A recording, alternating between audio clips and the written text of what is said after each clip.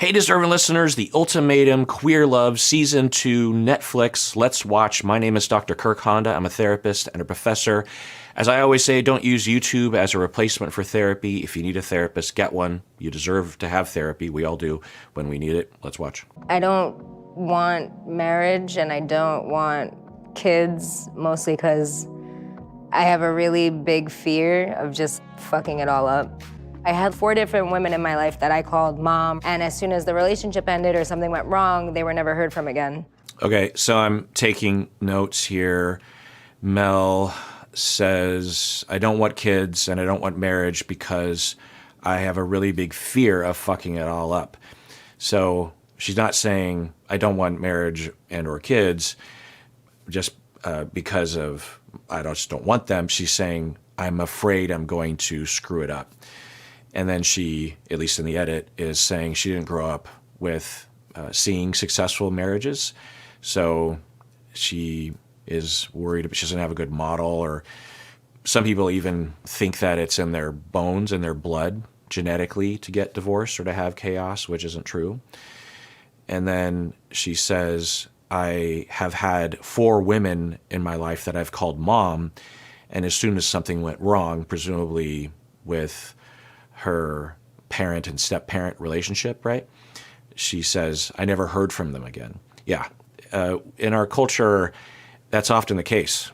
You know, you'll have a step-parent move into the house and become a part of the family, and the kid will refer to stepmom or stepdad or anyone as such, or even as mom or dad. And then things go wrong and there's a divorce with the step parent, and even if the step parent wants to stay in contact with the kid, often they're prevented from doing so because the biological parent has the right to deny that often and is not interested in seeing that former partner, maybe for legitimate, understandable reasons, but maybe not, right? And even if there are understandable reasons as to why the parent and step-parent hate each other, it might not be enough of a reason to deny access for the kid's sake, right? Say you have an abusive partner in your marriage and you get divorced, but your kids are bonded with that person. So what do you do, right? It's complicated. Obviously, there's no real perfect answer here, but from her anyway, she's saying she had 4 different women come into her life that she would call mom. And, that's that step, right? It's not like immediately like, oh, mom, right? There's a buildup, right? A bonding, a warming up, and then eventually it's mom, and then there's a breakup, a divorce, and to never hear from them again. Now, it's possible that the stepmoms didn't care about Mel. It's not usually the case. Sometimes everyone would be happy with the children and the step-parent having an ongoing relationship, but no one knows how because we don't have a cultural protocol around that. In fact, you'll see a lot of people in person or online that will advise a clean break and to never look back for both parties, which might be healthy or good for the marriage and the grief about the breakup of the marriage, but when kids get attached, that's neurological even. So it's complicated. And that's why it's even more important that before you introduce someone to your kids, that a heavily vetted process has occurred so that you don't, because for Mel, who knows, but it might have been better if not all 4 of those women became mom to Mel. Divorces aren't in anyway. So I'll say that. But we're hearing that for Mel, that is history that comes up for her. And looking at the Netflix website write-up of Mel, her 27, she's the ultimatum receiver. We're learning that the 2 of them have a food truck, and they met or started to work together 4 years ago.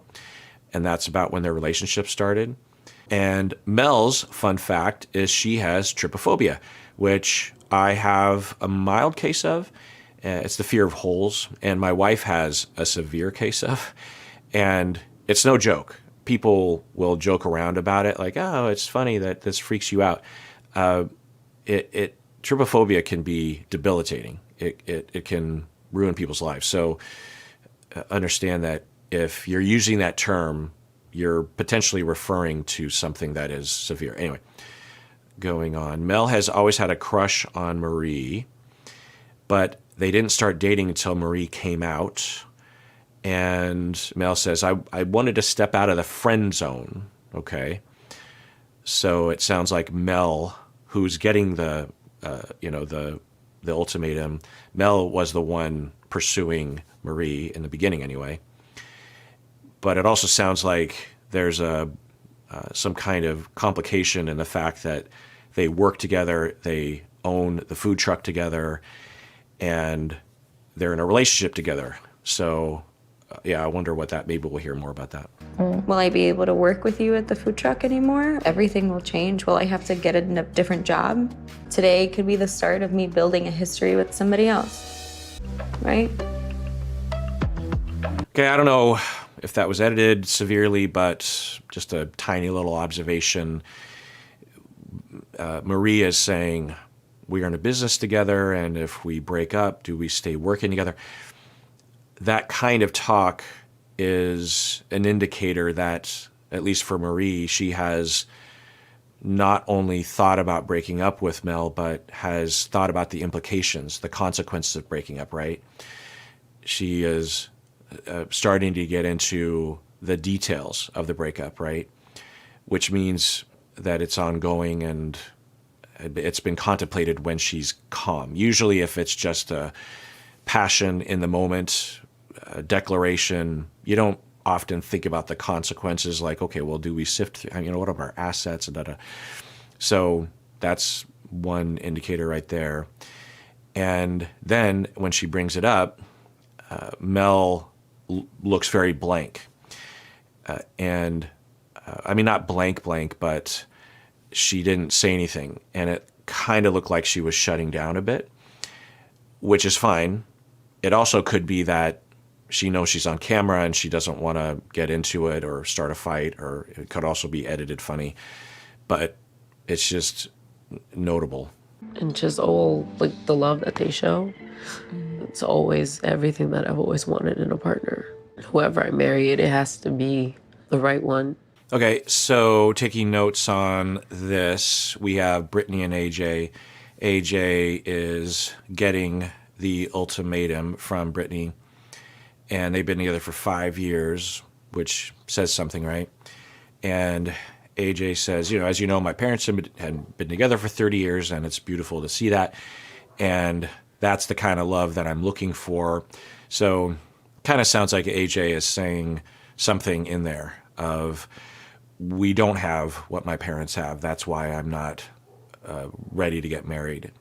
And looking at the Netflix website write-up of each of these people, we have AJ, she, her, 28, administrative assistant, MC, I think referring to a performer, right? And fun fact, she was a radio MC. Anyway, I come from the 80s where hip-hop MC meant you were a rapper. So I don't know if I was misinterpreting that. But she says, I was once a radio personality in Orlando. Okay. And then it says here, AJ is hesitant to marry Brittany because she doesn't want to always come second place to Brittany's ambitions. And yeah, okay. So maybe AJ feels neglected and sees her parents not feeling neglected. Okay. Some of these songs, HOTTOGO, you can take me hot to go. What does that mean, hot to go? This song, baby, don't you like this beat? I made it so you'd sleep with me.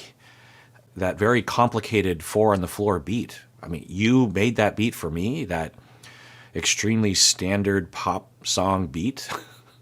Wow. Yeah. Now watch that. That's a pop song, like a old Lady Gaga song or something. That's been happening more. I don't know if it happened this season, but I was reacting to a song and they're like, "That's like a really popular song by so and so," and I'm like, I like Led Zeppelin and the Beatles and the Shins and the Strokes. I'm not, I don't hate on it. It's just not in my world. Like I'm trying to think in the grocery store, and if I just hear anyway. But Brittany is now talking about she's wearing a thongkini. I'm not close to my family at all. I have my chosen family who I am very close with. And you're okay with that? Yeah, I lived on my own since I'm 16, so. Oh my God. I know you were issued though. Okay, so that's worth writing down here in the notes. She sounds like she's cut off from her family of origin, and she says she's lived on her own since she was 16. Now, that could be because of bigotry against lesbians, but it could also be something entirely different or a combination. But that's notable. And it doesn't necessarily mean that there's some particular element of her personality. We've seen this before when we've had people on reality TV that had tumultuous relationships as a teenager. It's hard to know what that exactly points at, but it can often have a lasting effect on your attachment. We also heard from Mel saying that she had 4 different women that she called mom. So there's some minor indications pointing at perhaps a lot of chaos growing up. Maybe some drug addiction in her parents, or just addiction in general in her parents. I of course have no idea. It's completely speculative, but I wouldn't be surprised. And to live on her own, right? It'd be one thing if she moved in with a grandma or an aunt and uncle, but to live on your own, right? That's in most jurisdictions, if not all, in the United States, it's actually not legal for parents to have kids living on their own prior to 18. There's some nuances there, of course, emancipation, but I won't go into the details because I used to work with people like that. But anyway, so just some notable things, and it's possible that Mel doesn't have any long-lasting personality effects from that, attachment-wise and reactivity-wise, trust-wise, but it's possible that she does. So, let's keep an eye on that. Mel has a lot of the qualities I desire. She gives me the confident, real person that I kind of feel like I would go for. Another interesting aspect of this show, I think, is that as they're dating the other individuals, they might be dating in a way that indicates what they are complaining about in their previous they say previous relationship, referring to their main relationship that they came to the show with as being a former relationship. I think it's linguistically supportive of the show's premise, but I'm guessing most of them don't really think of it completely that way, that they're just completely broken up. It's more like a trial. Anyway, hall pass, if you will. So for Mel, Dana, she is talking about Megan, and she is saying, I like Mel because she has all this confidence and she knows what she wants. So I wonder if that's a comment on Megan's personality, that at least from Dana's perspective, Megan is not confident. And I think Megan's so different in that aspect where she cares so much more about how other people are going to feel about her. Right. I didn't expect that to happen. So, right. And maybe Dana is distorted about that, either about Megan or Mel. She just met Mel. Maybe Mel isn't as confident as she comes across. So one thing to think about that I'm going to think about as they date is, are they dating in a direction personality-wise that indicates trying to overcompensate for what they weren't getting in the previous relationship, which makes sense, and I think it's very common for us to do that, right? Now, maybe that's a good thing, right? It's like, well, that person wasn't very loving. This new person is. I'm going to go for that person. But if we swing too far, we might prioritize something that is too far. Like if you had a very unconfident partner and then you seek out extreme confidence, you might find a narcissistic person or an abusive person or a controlling person or something. Also, if we prioritize those boxes that need to be checked over other boxes, we might be blind to the boxes that aren't checked. I mean, I feel like I do have a little bit of jealousy with Dana dating other people. Like, I'm just trying to feel everything out, and it's hard to do that right now. I know you have family stuff going on. I'm half Nicaraguan, half Filipino, very conservative, very Catholic. Okay, so we're learning from Pilar that she's half Filipina, half Nicaraguan, and conservative Catholic, which you'll see in both the Filipino and the Nicaraguan community. And this is interesting to see Pilar and Megan together because they both come from families that have rejected their identity. So, and they're getting the ultimatum. So I could see them being very naturally curious about each other because they could say, well, maybe we would be better together because neither one of us will pressure the other person to get married. Because it seems like for Pilar, especially because, she's been with Haley for 10 years and Megan has been with Dana only for about a year. So for Pilar, it seems like she might, and maybe she'll talk about this, she might be okay with never being married, and but absolutely being dedicated to each other and exclusive and partners and living together and planning the rest of your life together. But the marriage part of it is just not possible given the way that she thinks about marriage and maybe religion and family and the fact that, so maybe they're a natural pairing. Sometimes I feel like Dana is pressuring me to make a decision. 100%. Like, I just feel like I'm constantly trying to please everyone. I'm trying to please my partner, trying to please my family. No, yeah. And it's like, what do you do? Okay, so Megan is giving another angle, I think, to what Dana was saying, in that Dana was saying that Megan is thinking about what other people want. So, that's a personality trait or tendency that we see a lot in people due to their upbringing. To some extent, we all have some degree of dysfunction along those lines of prioritizing other people over ourselves for various different reasons, given the context.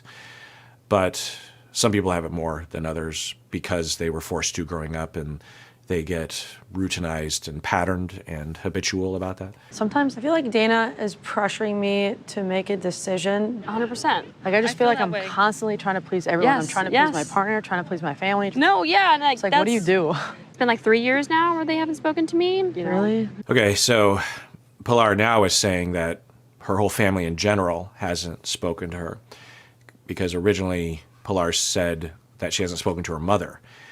And maybe that's in particular her mother, but she's saying her whole family. It's like the publicity of, Yeah, of the 100%. marriage. That's how you feel. Yeah, I feel like I'm very committed. We have a Yeah, another aspect of the bigotry and the oppression and the conservatism is that some parents might be okay with it eventually, with their kid being gay and getting married.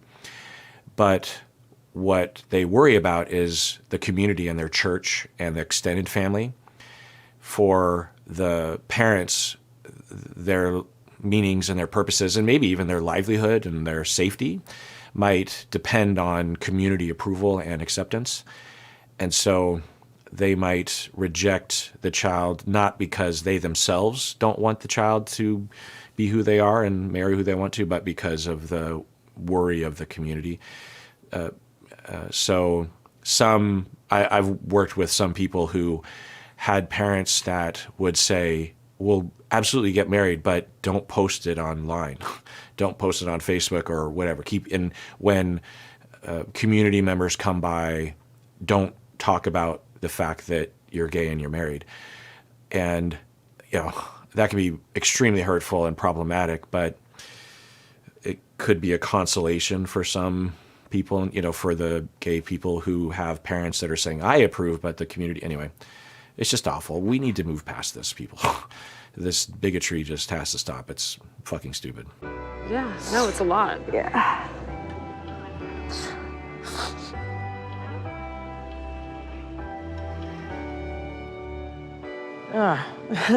Yeah, it's just a lot. So good to meet you. I just feel like I'm I will say that I appreciated Pilar's way of listening to Megan. Megan started to tear up and started to cry, and Megan was just quiet and silent and eye contact and warm presence, So many people in situations like that, when you have someone that's crying, is to say, oh, don't cry, or everything will be okay, or something like that, or change the subject, or get frantic, get nervous, get anxious, or say something out of that anxiety. And Pilar, quote unquote, just listened. The just part, I have this problem because my students, my trainees, will say, I don't know, I feel like I was just listening. I wasn't doing anything as a therapist with my client. And I'll say, let's write that on the board. Just listening. It's not just listening. It's like saying, I won the lottery. I just won $5 million. It's just $5 million. It's $5 million. Just listening. You're listening. Listening. What a glorious thing that any of us can do. And what I always say to my trainees is, when you go to therapy, what do you primarily want your therapist to do? Listen, right? Understand. And if they convey anything as a therapist, it's from that listening, right? It's to convey, wow, I hear you. Oh, And so Pilar, as Megan was crying, at least in the edit, and there was, kind of a space there, some time there where a lot of people would insert something. Not that it's bad to insert something, but when I see good listening, I want to point it out. All right, well, I want to thank y'all. For those of you who've become a YouTube member and or a patron, I wouldn't be able to do any of this if it weren't for the YouTube members and the patrons, honestly. I'm not saying that. It's not a hyperbole. It's not an exaggeration. It's not a lie. I'm not gaslighting you, as they say on TikTok. It is absolutely true that I wouldn't be able to do this if people weren't members and patrons, because that money pays my bills so that I don't have to work at other sorts of jobs so that I can do this work, which, I feel good about, because it's, when I started out as a therapist, I was working with small groups of people, individuals, couples, families, groups. And then later I became more of a professor, so I was working with therapists and helping them to help others, and still having a practice also. But then in my late career, I am even more broad with the people I'm contacting on the internet, So I feel like it's a natural, quite satisfying progression to things for me anyway. So thank you for being a YouTube member and a patron. And if you are on the fence about signing up, just know that you don't have to if you don't want to, and certainly if you can't afford it. But also, if you can sign up, you'd be good, because there's always people that are canceling every month, which is always stressful for me. It's just like, so it's always every month. It's like, do I still have a job here? And there's always a new group. So if you're thinking about it, that would alleviate our anxiety about it, mostly mine. But anyway, only if you want to, and only if you can afford to. And everyone out there, please take care of yourself, because you deserve it. You really, really do.